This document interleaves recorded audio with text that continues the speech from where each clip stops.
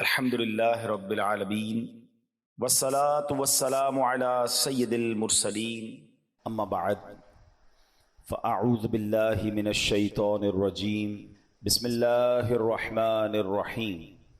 پڑھیے الصلاة والسلام علیک یا رسول اللہ وعلی آلک واصحابک یا حبیب اللہ۔ الصلاة والسلام علیک یا نبی اللہ وعلی آلک واصحابک یا نور اللہ۔ سرکار دو عالم صلی اللہ علیہ وسلم کا فرمان عالی شان ہے، اِنَّ لِلَّهِ مَلَائِكَةً سَيَّاحِينَ فِي الْأَرْضِ يُبَلِّغُونِي عَنْ أُمَّةِ السَّلَامِ۔ آقا فرماتے ہیں زمین پر کچھ فرشتے گھومتے پھرتے ہیں جو میری امت کا سلام مجھ تک پہنچاتے ہیں، یعنی ان فرشتوں کی ڈیوٹی یہ ہے کہ وہ امتی کا سلام بارگاہ رسالت میں پہنچاتے ہیں۔ اچھا، یہ تو عام دنوں کی بات ہے۔ جمعے کے بارے میں روایت ملتی ہے کہ جس کا مضمون ہے کہ اور دنوں کا درود فرشتے مجھ تک پہنچاتے ہیں، اور جمعے کے دن جو درود پڑھا جاتا ہے بنفس نفیس میں خود سماعت کرتا ہوں، یعنی آقا علیہ الصلوۃ والسلام ڈائریکٹلی ہمارا درود سماعت کرتے ہیں۔ ایک اور حدیث پاک کا مضمون ہے کہ جو کوئی شخص جمعہ کے دن 200 بار درود پاک پڑھ لے اس کے 200 برس کے گناہ معاف کر دیے جاتے ہیں۔ اللہ پاک ہمیں کثرت سے درود پاک پڑھنے کی توفیق عطا فرمائے۔ آئیے مل کر محبت کے ساتھ بآواز بلند درود پاک پڑھ لیں۔ صلو علی الحبیب صلی اللہ تعالی علی محمد صلی اللہ علیہ وسلم۔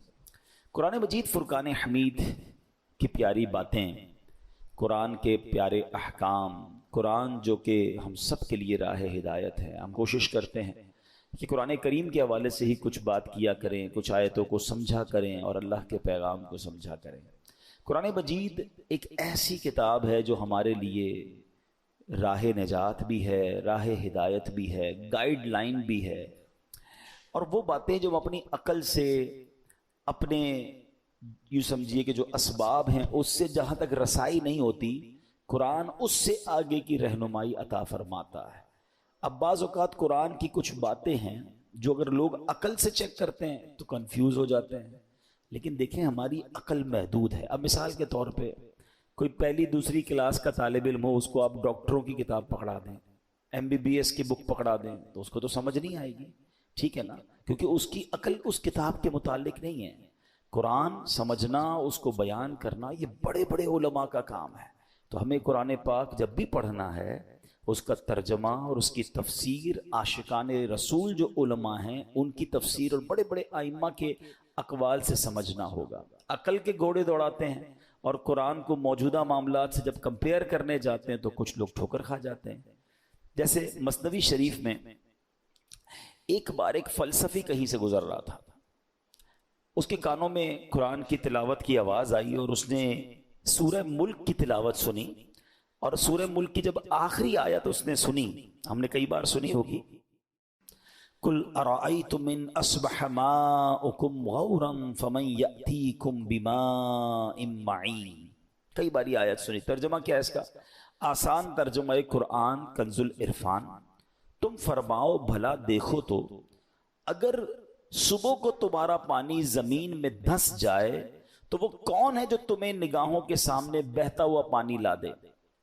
یہ آیت کریمہ سن کر وہ فلسفی تکبر اور غرور میں کہنے لگا اس پہ کیا بڑی بات ہے، اگر اللہ پانی کو دھسا دے گا تو ہمارے پاس تو بڑی بڑی ڈرل مشینیں ہیں، بڑے بڑے آلات ہیں، ہم پانی کو نکال لیں گے، ہیں یہ تو جناب ہمارے اختیار میں ہے۔ اللہ فرماتا کون ہے جو نکالے؟ ہم نکالیں گے۔ اب اس نے قرآن کو اپنی عقل سے سمجھنے کی کوشش کی۔ اچھا، اب کیا ہوا؟ رات کو وہ فلسفی سویا تو اس کے خواب میں اس نے دیکھا کہ ایک بڑا طاقتور شخص آیا، اس نے اس فلسفی کے منہ پر ایک زوردار چانٹا مارا۔ جب چانٹا مارا تو اس کی دونوں آنکھیں باہر آ گئیں، اور ہماری آنکھوں میں نور کا ایک ایک قطرہ ہوتا ہے، دونوں آنکھوں میں ایک ایک قطرہ ہوتا ہے جس سے ہم دیکھتے ہیں، پانی، آنکھوں کا پانی جس کو اب کہا جاتا ہے، تو قطرے زمین پر گر کر خشک ہو گئے۔ خواب میں یہ سب کچھ ہوا ہے۔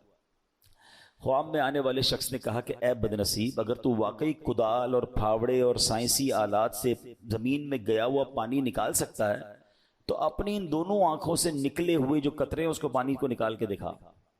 صبح ہوئی تو اس کی آنکھیں پھوٹی ہوئی تھیں، آنکھوں میں بہت درد تھا، نظر کچھ نہیں آ رہا تھا، اور اس کا وہ جو سارا نشہ تھا، سارا غرور تھا، وہ بھی اتر چکا تھا کہ ہر چیز اپنے دماغ سے فیصلہ نہیں کی جاتی، اللہ کے احکام ہیں تو ہمارا کام اس پر عمل کرنا ہے، اس پر یقین کرنا ہے، اسے فالو کرنا ہے۔ قرآن میں ایسے ایسے خزانے ہیں کہ قرآن تو وہ عظیم کتاب ہے کہ جس کی ہمیں جو ہے برکتیں حاصل کرنی چاہیے۔ معاذ اللہ اس کو ڈیبیٹ میں، یعنی اس کو اگینسٹ میں اس کے بات کرنے سے پہلے 1000 بار سوچنا چاہیے۔ ہم مسلمان ہیں، ہمارا کام ایمان لانا ہے۔ شاعر کہتے ہیں نا، کسی کو تاج وقار بخشے، کسی کو ذلت کے غار بخشے، جو سب کے ماتھے پہ مہر قدرت لگا رہا ہے وہی خدا ہے۔ ہمیں اللہ کریم کے ہر فرمان پر بلا چوں چراں رب کریم عمل کرنے کی اور یقین کرنے کی توفیق عطا فرمائے۔ اچھا، اسی طرح قرآن مجید فرقان حمید میں اللہ کریم کی چونکہ اس میں باتیں ہیں، رب عز و جل کا ذکر ہے، اور اس میں ہمیں الحمدللہ اچھے طریقے سے ایمان بھی لانا ہے۔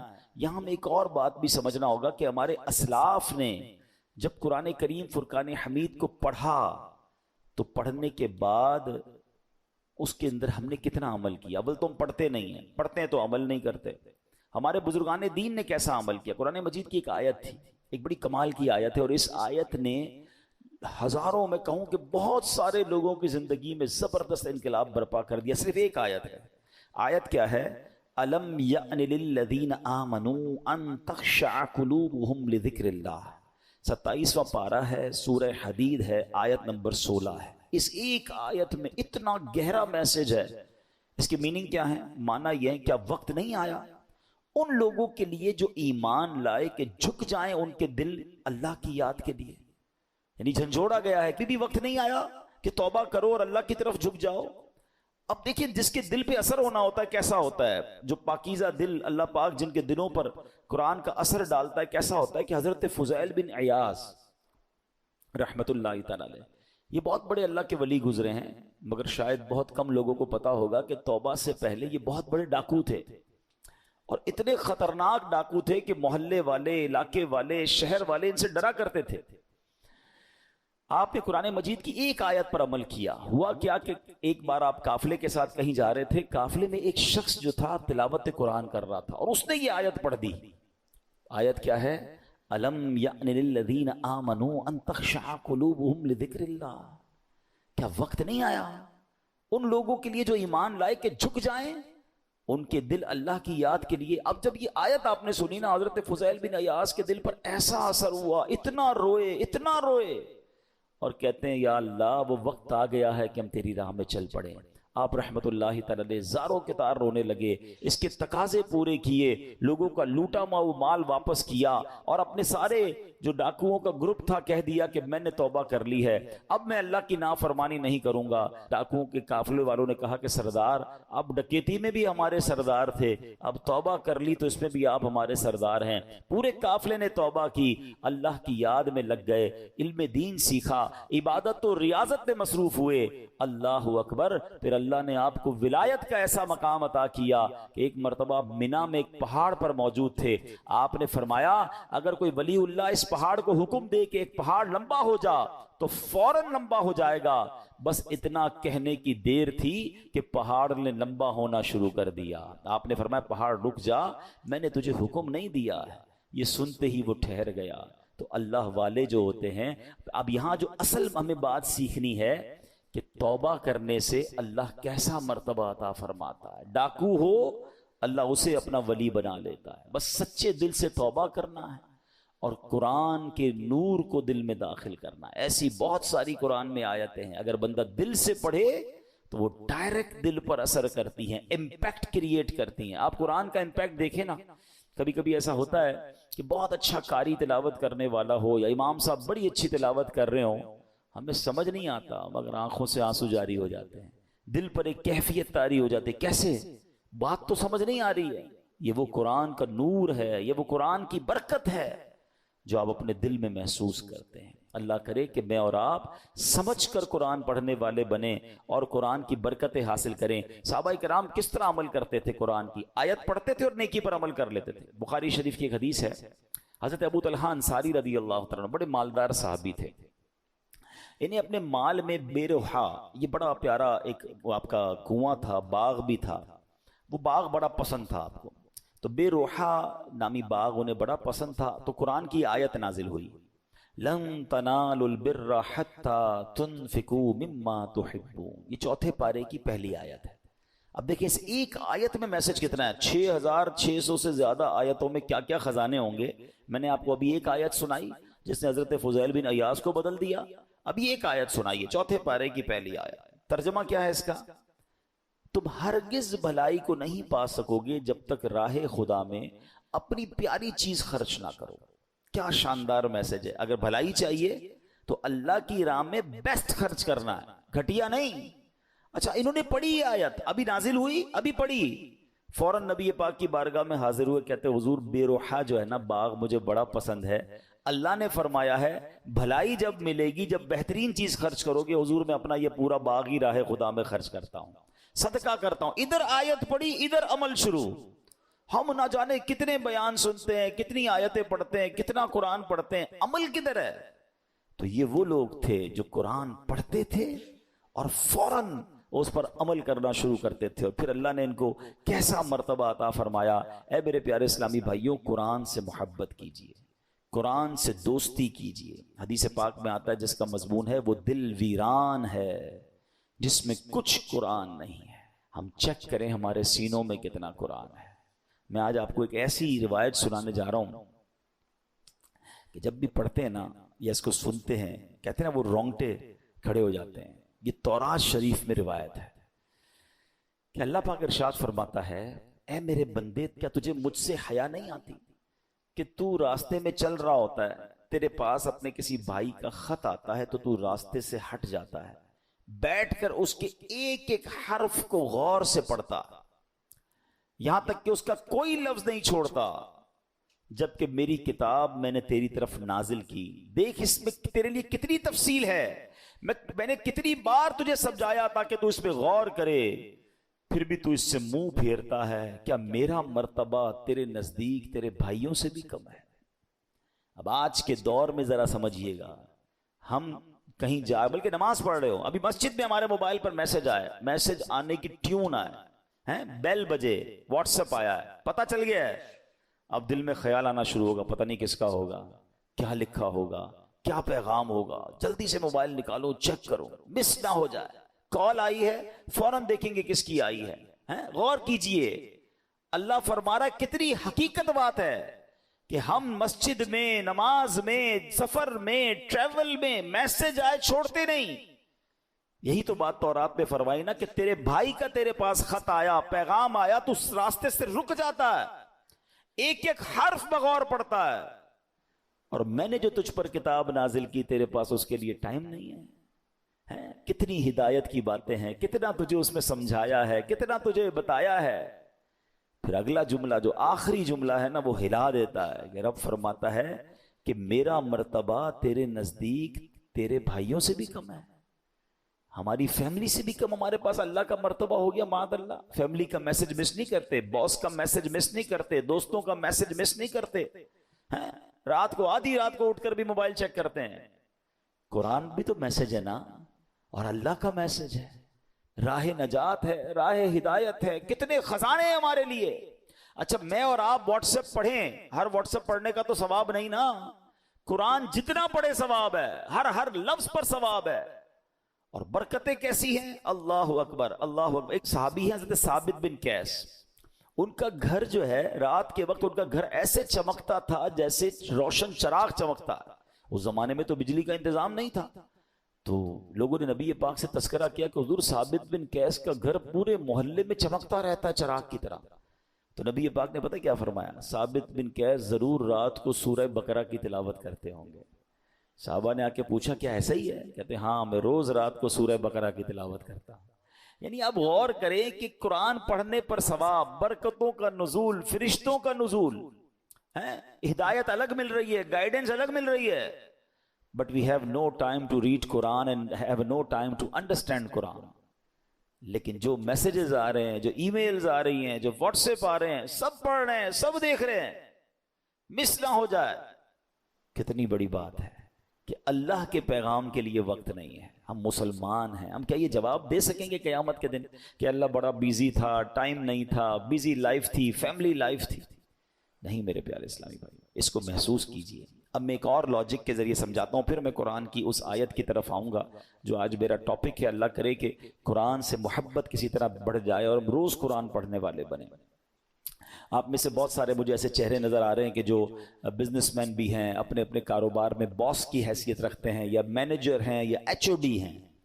ہم کیا کرتے ہیں نارملی, رات کو سونے سے پہلے ہم اپنے مینیجر کو, اپنے امپلائی کو کچھ میسیجز کرتے ہیں کہ بیٹا صبح اٹھ کے یہ کام کر لینا, یہاں سے چیک اٹھا لینا, فلاں فائل وہاں دے دینا, بینک میں یہ پیسے ڈلوا دینا. 5 7 8 کام دے کے آپ فری ہو گئے. آپ کو پتا ہے اب جب میں اٹھ کر کھانا وانا کھا کے بریک فاسٹ کر کے آفس پہنچوں گا, یہ سارے کام ہو گئے ہوں گے, کیونکہ اس کی ڈیوٹی یہی ہے. اب ایک دن آپ صبح اٹھے اور آپ نے فون کیا کہ میں نے آپ کو کام دیے تھے, وہ سارے ہو گئے. وہ کہے کہ سر وہ آپ کا میسج نہیں سن سکا. مجھے بتائیں آپ کا کیا رپلائی ہوگا؟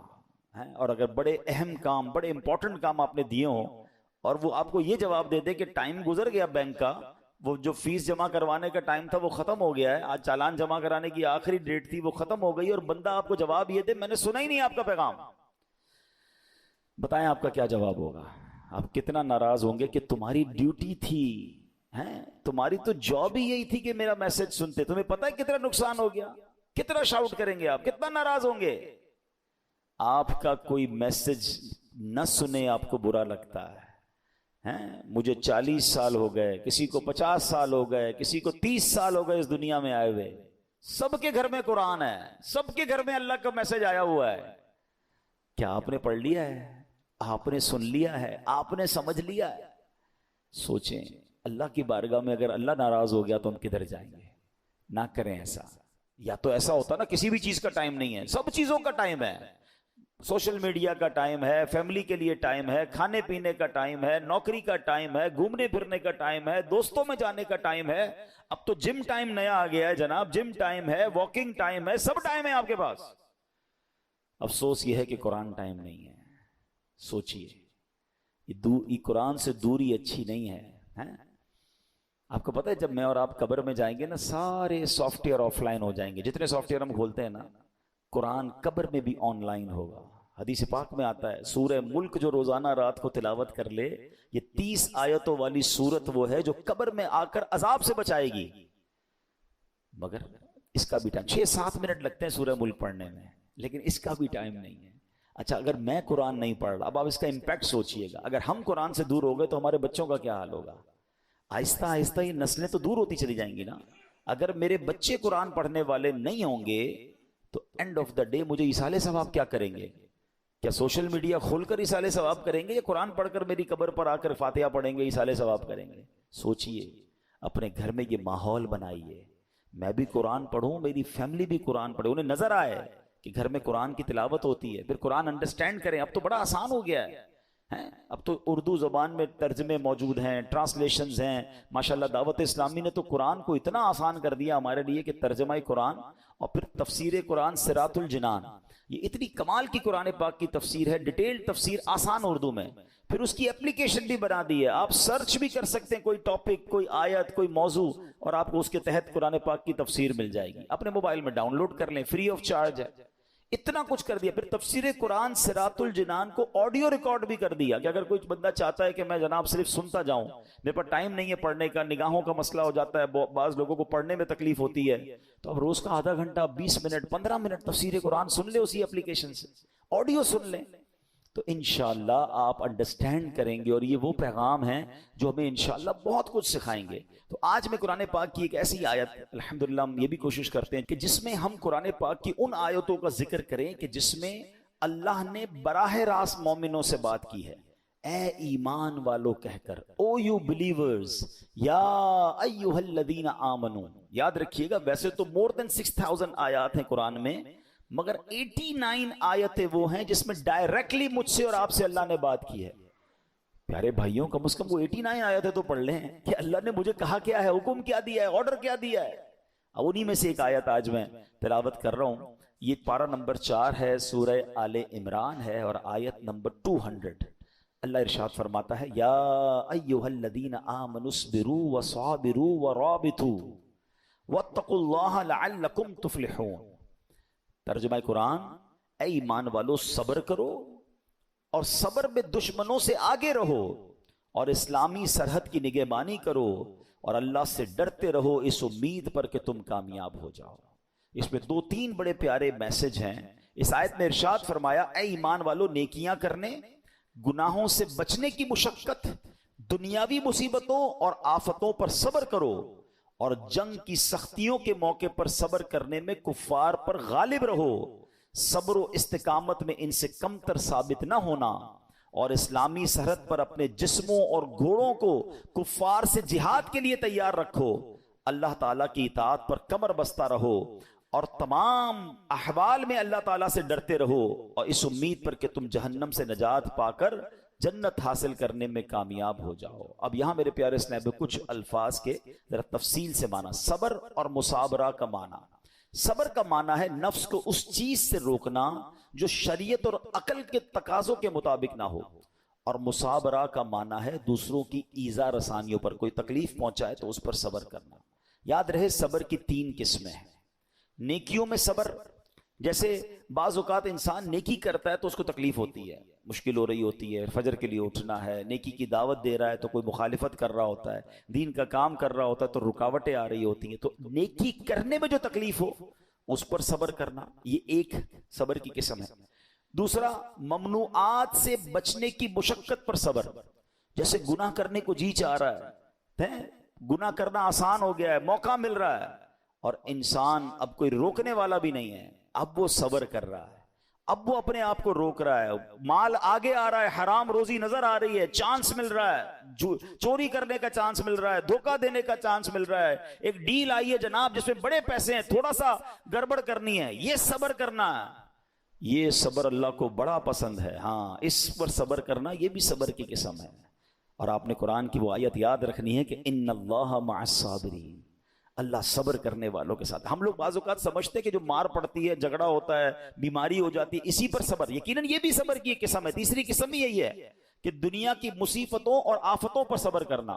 لیکن جو پہلی 2 قسمیں ہیں نا، یہ بھی صبر ہی ہے، اور بڑا کمال کا صبر ہے کہ نیکی کرنے میں مشکل ہو رہی ہے، بندہ صبر کر رہا ہے مگر نیکی کیے جا رہا ہے. بعض اوقات روزہ رکھتے ہیں، تکلیف ہوتی ہے، مشقت والا کام بھی ہے، پھر بھی روزہ رکھ رہے رمضان کا، صبر کر رہے ہیں نا، یہ بھی صبر کرنے والا ہے. گناہ کا موقع مل رہا ہے، گناہ نہیں کر رہا، رک رہا ہے، یہ بھی صبر کرنے والا ہے. تکلیف آ گئی، آفت آ گئی، مصیبت آ گئی، اللہ کی رضا پر راضی ہے، صبر کر رہا ہے، یہ بھی صبر کرنے والا ہے. اچھا، اب اس میں ورابطو، قرآن میں ایک اور لفظ ذکر ہوا اس آیت میں. اس لفظ کے مفہوم پر مفسرین نے کافی تفصیلی کلام کیا، جس کا خلاصہ یہ ہے کہ لفظ ورابطو کے 2 معنی ہو سکتے ہیں. سرحد پر اپنے جسموں اور گھوڑوں کو کفار سے جہاد کے لیے تیار رکھو. نمبر 2، اللہ تعالیٰ کی اطاعت پر کمر بستہ رہو. تو جو لوگ سرحدوں کی، اسلامی سرحدوں کی حفاظت کرتے ہیں، اپنی جان جوکھوں میں ڈالتے ہیں، شہید ہو جاتے ہیں، اپنا سب کچھ لٹا دیتے ہیں، ان کے بڑے مرتبے قرآن میں بیان ہوئے، اور اس کی تو بڑی فضیلتیں ہیں. سبحان اللہ. یاد رکھیے کہ اسلامی ملک کی بقا، مسلمانوں کی حفاظت، دین کی سربلندی، اسلام کی قوت کا اظہار، لوگوں کے حقوق کا تحفظ، پیغام الہی کے لیے تبلیغ، کفر کی راہ میں رکاوٹ اور اس کی روک تھام میں اسلامی ملک کی سرحدوں کی حفاظت کا بہت عمل دخل ہے. حضرت سہل بن سعد ساعدی رضی اللہ تعالیٰ عنہ فرماتے ہیں کہ سرکار دو عالم علیہ الصلوۃ والسلام نے ارشاد فرمایا، راہ خدا میں ایک دن سرحد کی نگہبانی کرنا دنیا و ما فیہا سے بہتر ہے. یعنی دنیا اور اس کے اندر جو کچھ ہے وہ سب سے بہتر یہ ہے کہ اللہ کی راہ میں اسلامی سرحدوں کی حفاظت کی جائے. تو اخلاص کے ساتھ جو یہ کام کرتے ہیں وہ ان کے بڑے مرتبے ہوتے ہیں. حضرت سلمان رضی اللہ تعالیٰ سے روایت ہے، نبی پاک علیہ الصلوۃ والسلام نے ارشاد فرمایا، ایک دن اور ایک رات سرحد کی حفاظت کرنا 1 مہینے کے روزوں اور قیام سے بہتر ہے. حفاظت کرنے والا اگر مر گیا تو اس کے اس عمل کا اجر جاری رہے گا اور وہ فتنہ قبر سے محفوظ رہے گا. تو یہ نصیب والوں کا حصہ ہوتا ہے. ٹھیک ہے. اب ہم نے دو باتیں اس آیت سے سیکھی کہ ایک صبر کرنا ہے، مصیبت آئے تو صبر کرنا ہے، نیکیاں مشکل لگ رہی ہیں پھر بھی نیکیاں کرنی ہے، فرض پورا کرنا ہے، صبر کرنا ہے، اور اسی طرح گناہ کرنے کا موقع مل رہا ہے، چانس مل رہا ہے، بڑھ کر گناہ آ رہا ہے، اپنے آپ کو روکنا ہے، صبر کرنا ہے، یہ سب صبر میں شامل ہے۔ اور پھر ہم نے اسلامی سرحدوں کی حفاظت کے بارے میں سنا۔ اسی طرح میرے پیارے اسلامی بھائیوں، نبی پاک نے ایک بار صحابہ کرام سے فرمایا تمہیں ایسی چیز نہ بتا دوں جس کے سبب اللہ تعالیٰ خطائیں مٹا دے اور درجات بلند کرے؟ عرض کی حضور ضرور بتائیے۔ ارشاد فرمایا جس وقت وضو ناگوار ہوتا ہے اس وقت وضو کامل کرنا، اور مسجدوں کی طرف قدموں کی کثرت، اور ایک نماز کے بعد دوسری نماز کا انتظار، اس کا ثواب ایسا ہے جیسا کفار کی سرحد پر حمایت بلاد اسلام کے لیے گھوڑا باندھنے کا ہے۔ یعنی کچھ لوگوں کو تو جہاد کا موقع ملتا ہے، اللہ ان کو سلامتی عطا فرمائے، مگر عام مسلمان جیسے ابھی کوئی اگر اسلامی سرحدوں پر ہمارے ملک میں کوئی ایسا معاملہ نہیں اور ہم نہیں جا پا رہے، تو یہ کتنی پیاری حدیث ہے کہ ایک نماز سے دوسری نماز کا انتظار کرنا، جب وضو مشکل ہو اس وقت وضو کرنا، سردیوں میں بعض اوقات وضو مشکل ہو جاتا ہے، مسجدوں کی طرف قدم رکھ چلنا، تو آقا فرماتے ہیں اس کا ثواب ایسا ہے کہ کفار کی سرحد پر حمایت بلاد اسلام کے لیے گھوڑا باندھنے کا۔ تو اے میرے پیارے اسلامی بھائیوں، قرآن پاک کی آیتوں میں ہم سب کے لیے بہت سارے میسج ہیں۔ آج بڑا مسئلہ یہ ہے کہ ہمارے اندر سے صبر ختم ہوتا جا رہا ہے، آج بے صبری کا دور ہے، چھوٹی سی مشکل آ جائے، چھوٹی سی پریشانی آ جائے، ہم شکوہ کرتے ہیں، ہم شکایت کرتے ہیں۔ یاد رکھیے سب کو بتا کر صبر نہیں ہوتا ہے۔ بعض اوقات ہمارے ساتھ کوئی پرابلم ہو، پورے محلے کو بتایا، ارے بھائی بڑا مسئلہ ہے، کاروبار ڈاؤن ہو گیا ہے، طبیعت بالکل ٹھیک نہیں ہے، فلاں نقصان ہو گیا ہے، سب کو بتا کر آخر میں کہتے ہیں جناب میں تو صبر ہی کر رہا ہوں۔ یہ صبر نہیں ہے۔ صبر پتہ ہے کس کو کہتے ہیں؟ میں جانوں میرا رب جانے۔ ہاں، کسی کو پتہ نہ چلے۔ ہم ایک جملہ بڑا شوق سے کہہ رہے ہوتے ہیں، کافی لوگوں کے منہ پر یہ جملہ ایک محاورے کے طور پر آ گیا ہے کہ اللہ پاک آپ کو صبر جمیل عطا فرمائے، صبر جمیل پر اجر عظیم عطا فرمائے۔ ان کو کبھی روک کے پوچھیں حضرت صبر جمیل کہتے کس کو ہیں؟ تو ہمیں شاید یہ نہیں پتا ہے، ہم شاید کسی جمیل بھائی کا صبر سمجھ رہے ہیں۔ یہ جمیل بھائی کا صبر نہیں ہے۔ صبر جمیل کی ڈیفینیشن لکھی ہے کتابوں میں۔ صبر جمیل یہ ہے کہ دو بندے ہوں، ایک پریشان ہے اور ایک بالکل خوشحال ہے، آپ کو دونوں کو دیکھ کر پتہ نہ چلے کہ پریشان کون ہے، میرا چہرہ بھی نہ بتائے۔ اچھا ہم زبان سے نہیں بتاتے، چہرے سے پتہ چل جاتا ہے، بھائی خیر تو ہے آج آپ کی طبیعت، آپ کا منہ اترا ہوا ہے، تو ہاں بس یار وہ فلاں مسئلہ ہو گیا فلاں، نہیں، کسی کو پتہ ہی نہ چلے۔ صبر یہ جو جس صبر کو سبحان اللہ جس کی برکتیں ہیں نا، پھر دیکھیں غیب سے کیسے مدد آتی ہے۔